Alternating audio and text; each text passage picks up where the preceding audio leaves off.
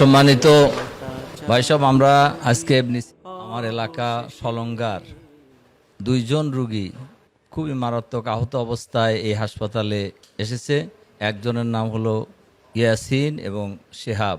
এরা দুইজনই খুবই সিরিয়াস আহত হয়েছিল এবং আলহামদুলিল্লাহ বিভিন্ন হাসপাতালে প্রথমে সিরাজগঞ্জে নেওয়া হয়, এরপর তাকে বগুড়ায় নেওয়া হয়, এরপরে সর্বশেষ তাকে তারা রেফার করে ঢাকায় ইবনে সিনা হাসপাতালে এখন চিকিৎসাধীন আছে। আমরা এই দুই রোগীকেই দেখছি এবং দেখার পরে দুই জায়গায় ডক্টরের সাথে আমাদের কথা হয়েছে। একজনের অপারেশন হয়েছে, আলহামদুলিল্লাহ অপারেশন সাকসেসফুল হয়েছে।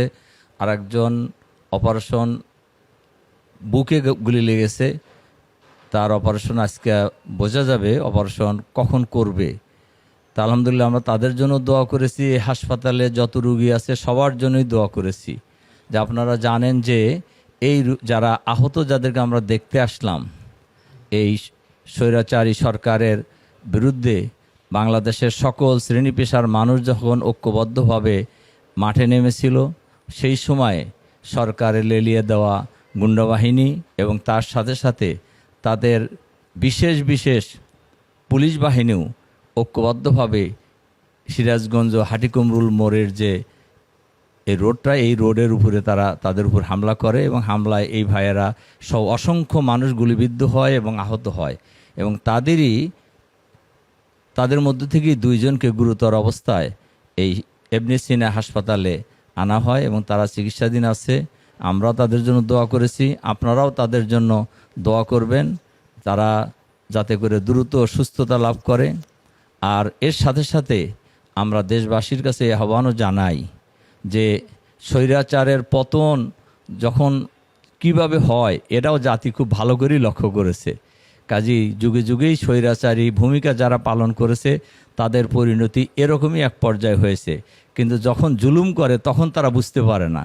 কাজেই ক্ষমতায় যারাই থাকেন, যারাই আসেন, তাদেরও এই বিষয়টা বিবেচনায় সকলকেই রাখতে হবে যে ক্ষমতা কোনোদিনই কারোর জন্য চিরস্থায়ী হয় না। কাজেই সবাইকেই ক্ষমতা পেলে ক্ষমতা ব্যবহারের ব্যাপারে, ক্ষমতা প্রয়োগের ব্যাপারে ন্যায় এবং ইনসাফের ভিত্তিতে যদি করে তাহলে তার পরিণতিটা এরকম কোনো সময় হয় না। কাজেই আমরা স্বৈরাচারের পতনের ইতিহাস পড়েছি, কিন্তু এবার এই দেশবাসী স্বৈরাচারের পতনের দৃশ্য লক্ষ্য করেছে যে স্বৈরাচারের পতন হলে মানুষ কিভাবে উদ্বেলিত হয়, উৎফুল্ল হয়, আনন্দিত হয়, আর স্বৈরাচারকে কিভাবে পালায়া যেতে হয়, সে যত ক্ষমতাধরই হোক না কেন। এটা জাতি এবার ভালোভাবেই প্রত্যক্ষ করেছে। এর থেকে সবাই শিক্ষা গ্রহণ করবে, ক্ষমতাসীন মহল, আমরা এটা আশা করি। আল্লাহ হাফেজ।